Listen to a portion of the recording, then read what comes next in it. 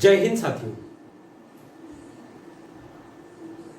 आज जो आपके सामने लिखा हुआ है और आपने थंबनेल देखा है, बहुत ही मार्मिक, संवेदनशील और मन को बिल्कुल भारी करने वाली घटना वो है हमारे अजीज और चयनित शिक्षक मित्र राकेश जी पाटीदार, खरगोन निवासी 75वें साथी जो इस काल के गाल में समा गए हैं।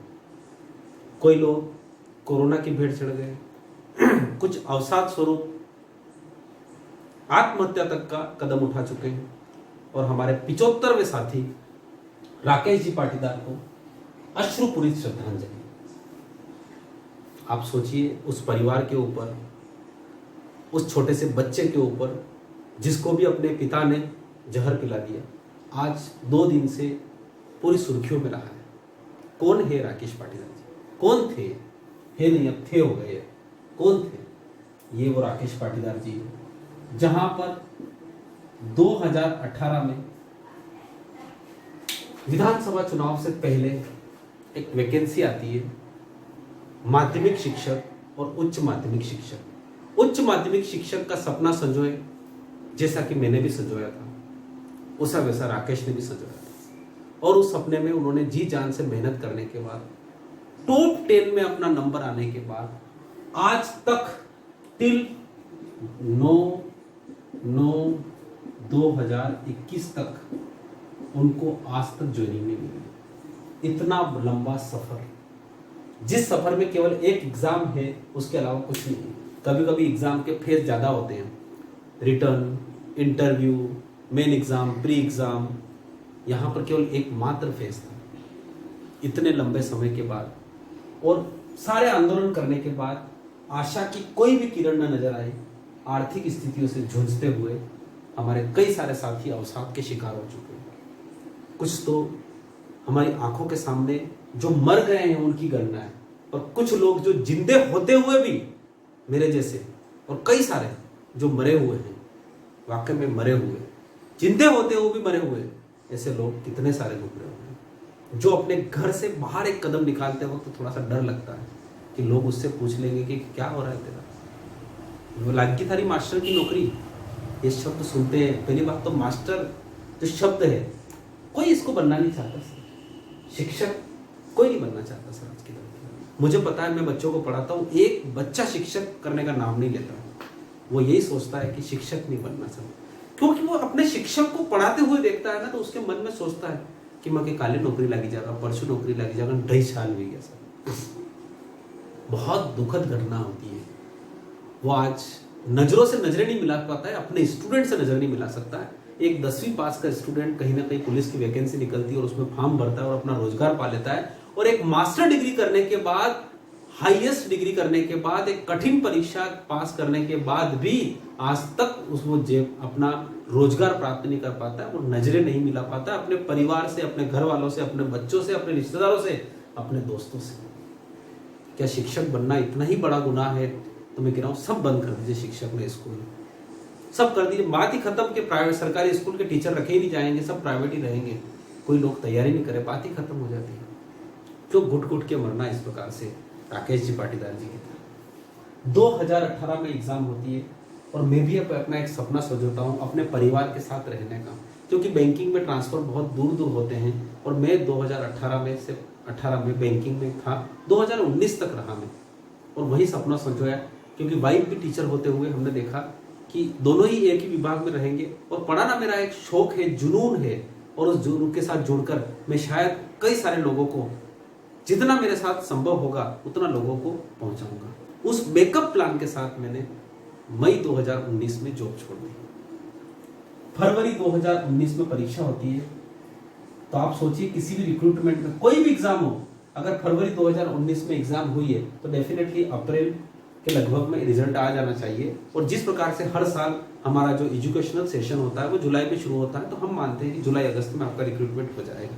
पर ऐसा कुछ भी नहीं होता है सर, और बड़ी मुश्किल से रिजल्ट आता है, फिर डॉक्यूमेंट वेरिफिकेशन होता है, फिर नहीं होता है, नहीं होता है, और उसमें झूल झूल के हमारा आज सितंबर 2021 तक आ गया, और आज तक कोई भी आशा की किरण नहीं है कि हमारे रिक्रूटमेंट कब होगा। ऐसा का ऐसा एक सपना हमारे 75 साथी ने देखा था, जो कि आज जा चुके हैं। इसके अलावा जितने भी हैं, रोते बिलखते चेहरे आपने देखे होंगे जब आंदोलन करते हैं। तो सर आपको कल्पना नहीं होगी ये वो कौन लोग हैं सर, ये सब मैच्योर लोग हैं, कोई 20, 18, 19 साल के 20 साल के बच्चे नहीं सर। यहाँ पर इन सब में औसत आयु अगर देखा जाए तो औसत आयु सभी की 35 वर्ष है।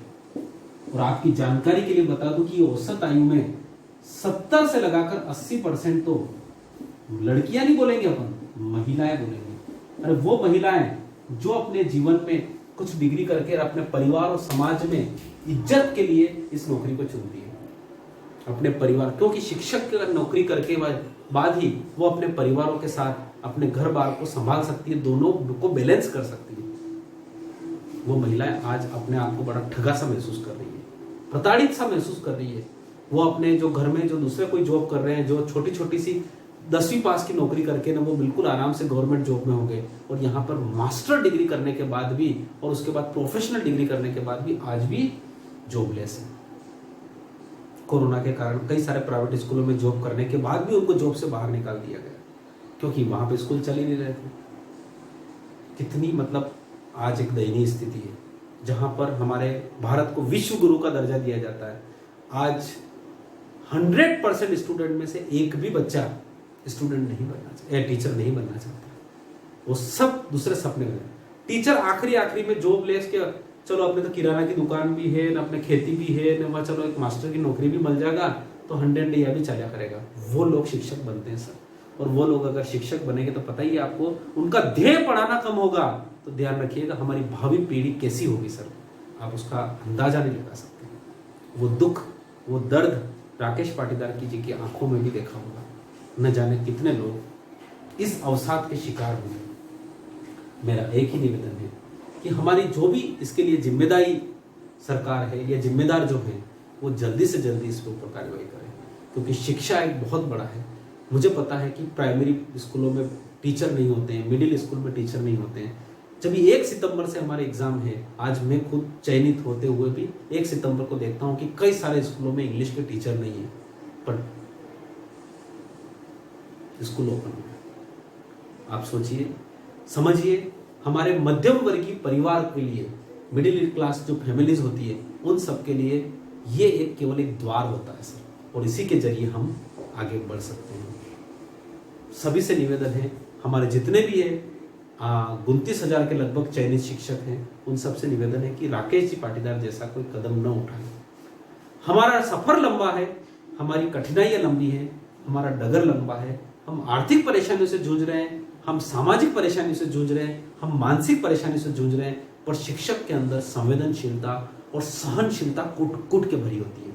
सहनशीलता इतनी होती है, इतना पेशन और इतना धैर्य होता है कि हम अपने आप को विचलित नहीं होने देंगे। इतिहास गवाह है कि गुरु जो होता है वो हर चीज बदल देता है वो यहाँ के परिवेश को, यहाँ संसार को। तो हम भी एक अच्छा सा भारत के निर्माण की तरफ आगे बढ़ रहे हैं, और कोई भी ऐसा कदम न उठाए, बड़ा निवेदन है आपसे। एक बड़ी मार्मिक सी कहानी है और एक अश्रुपूरित श्रद्धांजलि, और उसके परिवार वाले को एक इस भार को, इस कष्ट को सहन करने की शक्ति दे।